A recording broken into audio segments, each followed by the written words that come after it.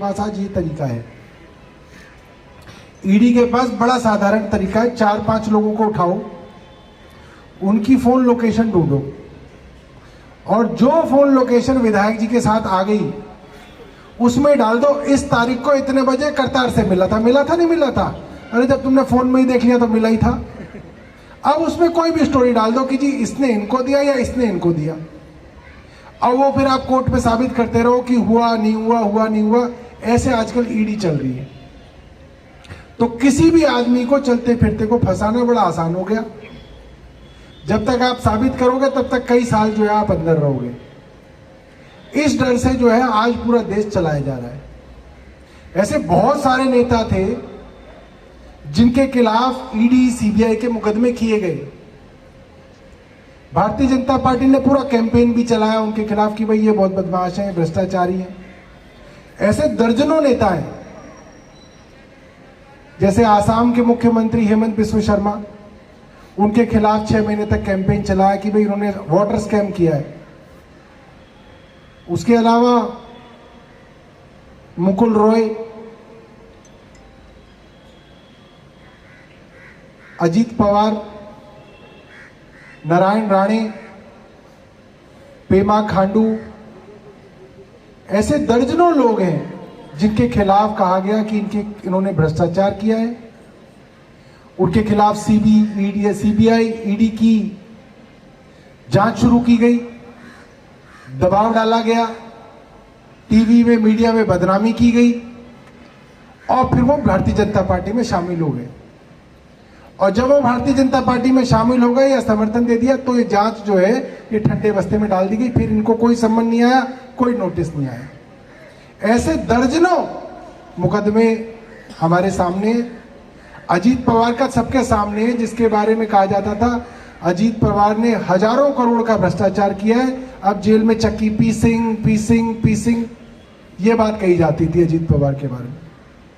फिर अजीत पवार ने अपनी पार्टी तोड़ी और भारतीय जनता पार्टी को समर्थन देके अपनी सरकार गिरा के भारतीय जनता पार्टी की सरकार बना दी महाराष्ट्र में। तब से अजीत पवार के पास कोई सम्मान नहीं आ रहा, कोई नोटिस नहीं आ रहा, वो मजे में।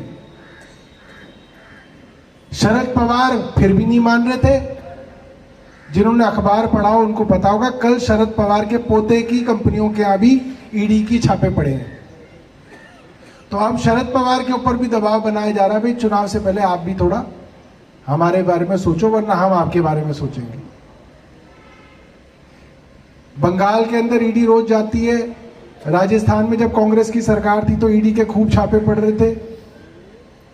ये आम बात हो गई है। मगर समस्या ये नहीं है कि अपोजिशन पार्टी के नेताओं के खिलाफ ईडी के छापे पड़ जाएंगे तो अपोजिशन वाले अपने आप भुगतेंगे, हमारा क्या है। मगर समस्या ये है कि आम लोगों की आवाज तो अपोजिशन ही उठाती है देश में। सरकार कोई ना उठाती है, अपोजिशन पार्टी उठाती है लोगों के मुद्दे। अगर किसानों के खिलाफ काले कानून आ गए, थोप दिए गए, तो आवाज किसने उठाई? सरकार कोई ना उठाएगी, अपोजिशन पार्टी ने किसानों के साथ मिलकर आवाज उठाई।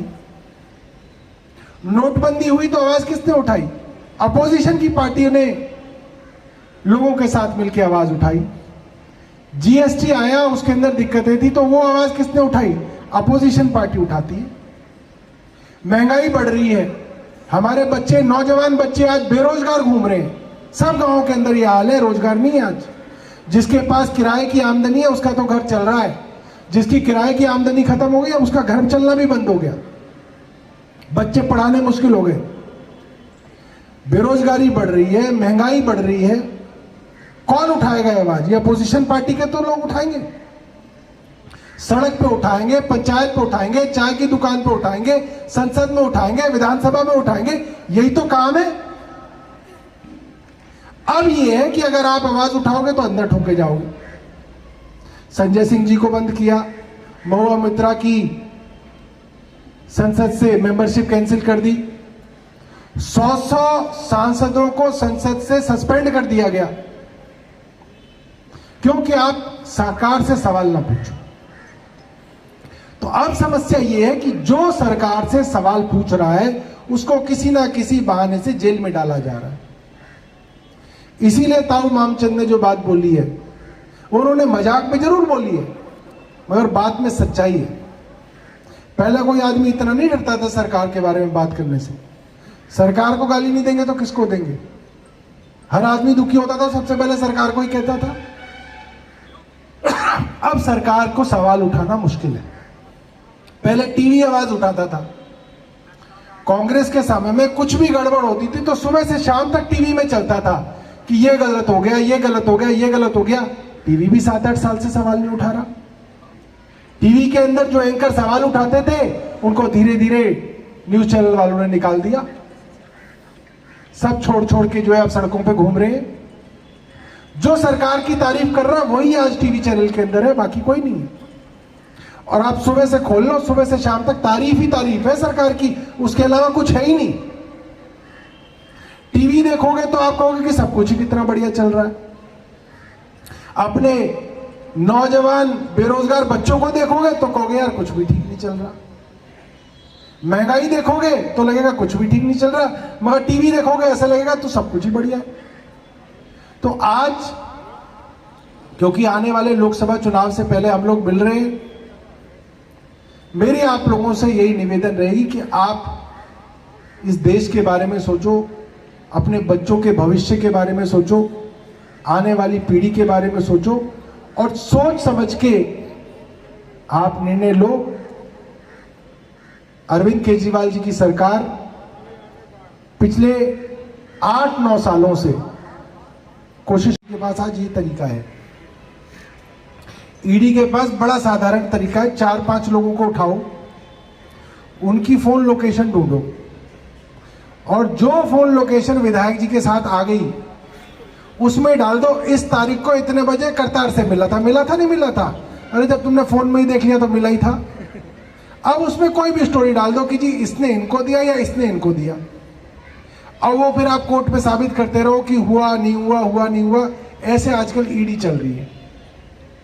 तो किसी भी आदमी को चलते फिरते को फंसाना बड़ा आसान हो गया। जब तक आप साबित करोगे तब तक कई साल जो है आप अंदर रहोगे। इस डर से जो है आज पूरा देश चलाया जा रहा है। ऐसे बहुत सारे नेता थे जिनके खिलाफ ईडी सीबीआई के मुकदमे किए गए। भारतीय जनता पार्टी ने पूरा कैंपेन भी चलाया उनके खिलाफ कि भाई ये बहुत बदमाश हैं, भ्रष्टाचारी हैं। ऐसे दर्जनों नेता हैं। जैसे आसाम के मुख्यमंत्री हेमंत बिस्व शर्मा, उनके खिलाफ 6 महीने तक कैंपेन चलाया कि भाई उन्होंने वाटर स्कैम किया है। उसके अलावा मुकुल रॉय, अजीत पवार, नारायण राणे, पेमा खांडू, ऐसे दर्जनों लोग हैं जिनके खिलाफ कहा गया कि इन्होंने भ्रष्टाचार किया है। उनके खिलाफ सीबीआई ईडी की जांच शुरू की गई, दबाव डाला गया, टीवी में मीडिया में बदनामी की गई और फिर वो भारतीय जनता पार्टी में शामिल हो गए। और जब वो भारतीय जनता पार्टी में शामिल हो गए या समर्थन दे दिया तो ये जांच जो है ये ठंडे बस्ते में डाल दी गई। फिर इनको कोई सम्मन नहीं आया, कोई नोटिस नहीं आया। ऐसे दर्जनों मुकदमे हमारे सामने। अजीत पवार का सबके सामने है, जिसके बारे में कहा जाता था अजीत पवार ने हजारों करोड़ का भ्रष्टाचार किया है, अब जेल में चक्की पीसिंग ये बात कही जाती थी अजीत पवार के बारे में।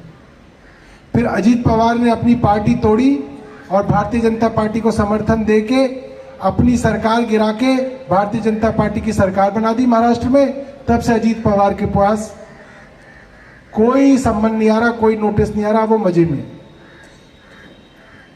शरद पवार फिर भी नहीं मान रहे थे।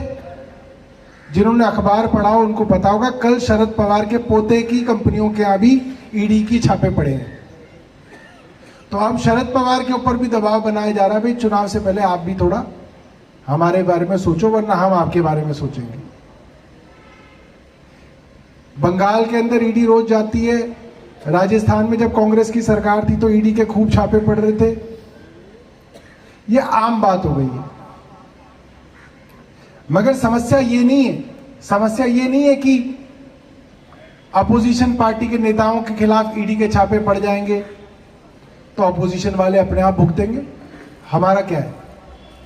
मगर समस्या ये है कि आम लोगों की आवाज तो अपोजिशन ही उठाती है देश में, सरकार कोई ना उठाती है, अपोजिशन पार्टी उठाती है लोगों के मुद्दे।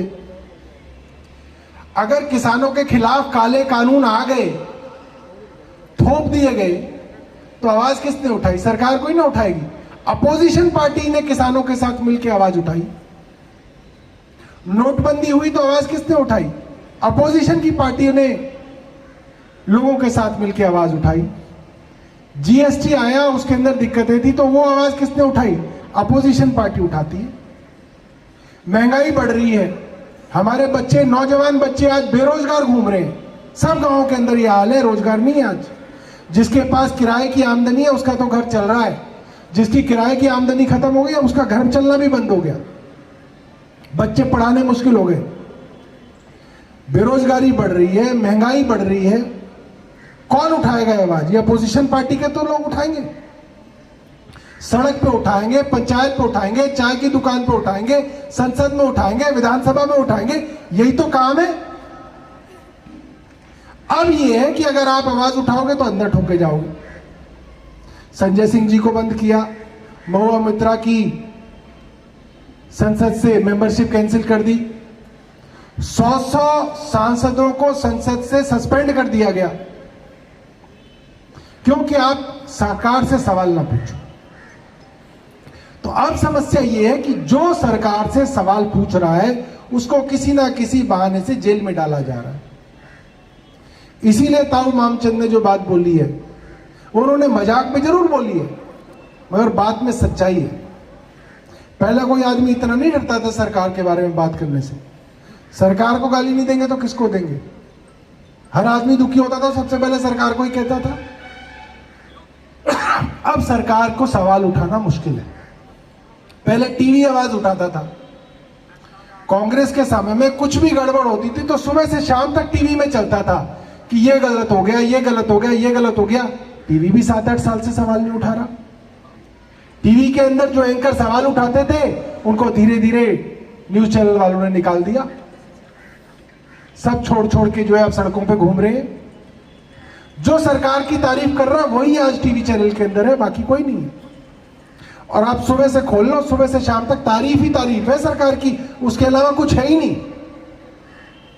टीवी देखोगे तो आप कहोगे कि सब कुछ ही कितना बढ़िया चल रहा है। अपने नौजवान बेरोजगार बच्चों को देखोगे तो कहोगे यार कुछ भी ठीक नहीं चल रहा।